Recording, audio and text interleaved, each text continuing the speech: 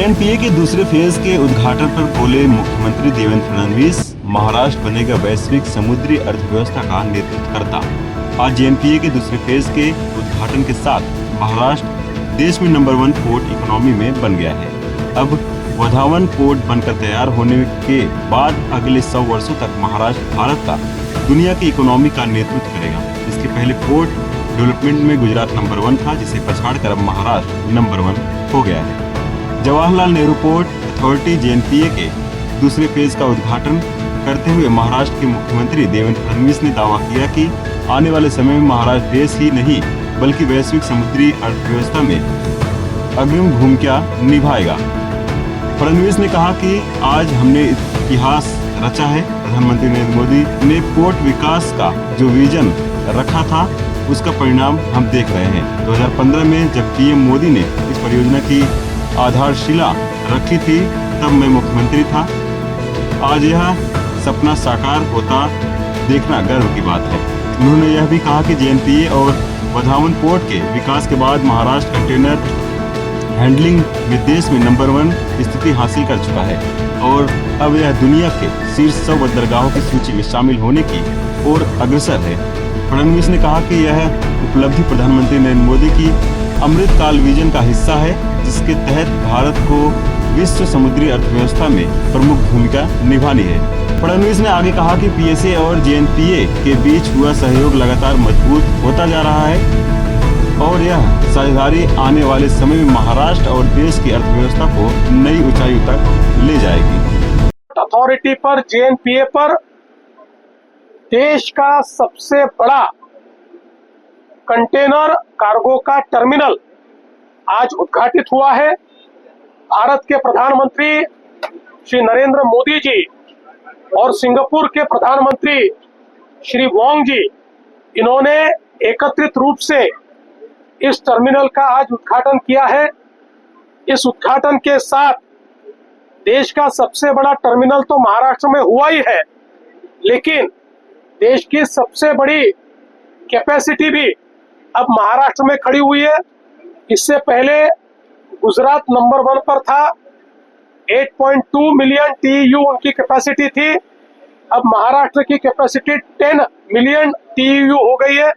तो देश में नंबर 1 पर महाराष्ट्र आया है और अब जैसे ही वाढवण का पोर्ट हम पूरा करेंगे तो अगले 100 साल तक दुनिया के देश के हमारे मैरीटाइम व्यापार में, हमारे सागरी व्यापार में महाराष्ट्र नंबर 1 रहेगा और देश के और दुनिया के व्यापार में एक महत्वपूर्ण भूमिका ये महाराष्ट्र की रहने वाली है। मुझे इस बात की खुशी है, प्रधानमंत्री जी ने ही इस टर्मिनल का भूमि पूजन किया था और आज उन्हीं के हाथों से इसका उद्घाटन हुआ है और इसके कारण सागरी व्यापार में महाराष्ट्र बहुत बड़े पैमाने पर आगे जाएगा। महाराष्ट्र की और देश की अर्थव्यवस्था को इसका एक बहुत बड़ा फायदा मिलने वाला है। इसलिए प्रधानमंत्री जी का मैं आभार व्यक्त करता हूं। जेएनपीए और पोर्ट ऑफ सिंगापुर अथॉरिटी जो है पीएसए इंडिया, इन्होंने मिलकर इसको तैयार किया है। पीएसए का ये पोर्ट है और मेरा विश्वास है कि इसके कारण हमारी एफिशिएंसी बहुत बड़े पैमाने पर बढ़ने वाली है।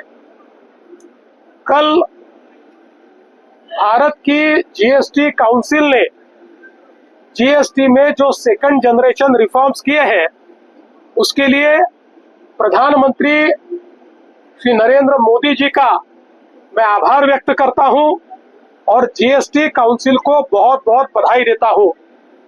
जिस समय जीएसटी का कानून आया तो लोग कहते थे नुकसान होगा, देश में एक टैक्स नहीं हो सकता।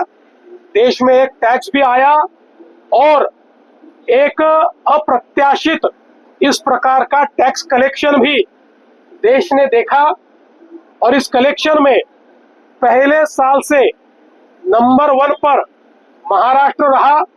तब से लेकर आज तक इस महीने का भी जो कलेक्शन आया है उसमें महाराष्ट्र ही नंबर 1 पर है और अब आवश्यकता थी सेकंड जनरेशन रिफॉर्म्स की।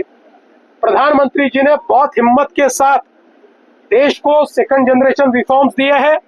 इसके कारण कंज्यूमर पर जो टैक्स का बर्डन है वो कम हो रहा है।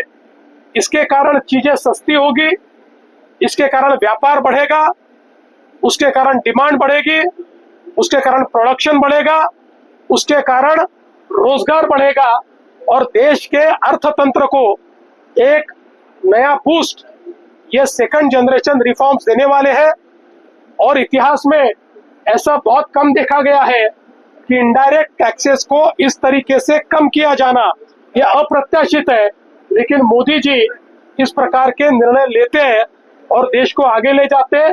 तो मैं ऐसा मानता हूं कि एक बहुत महत्वपूर्ण निर्णय लिया गया है और मुझे इस बात की खुशी है कि महाराष्ट्र की सरकार ने ये जो रिफॉर्म्स है इनको पूरे तरीके से सपोर्ट किया और हमने वहां पर भूमिका रखी कि महाराष्ट्र इसका पूर्ण समर्थन करता है और देश के विकास में, देश के प्रगति में महाराष्ट्र अपनी भागीदारी हमेशा रखेगा, रिफॉर्म्स में भी अपनी भागीदारी रखेगा। और मैं मानता हूं आने वाले दिनों में हम लोग इन रिफॉर्म्स के माध्यम से जो परिवर्तन होगा उस परिवर्तन की भी भागीदारी करेंगे।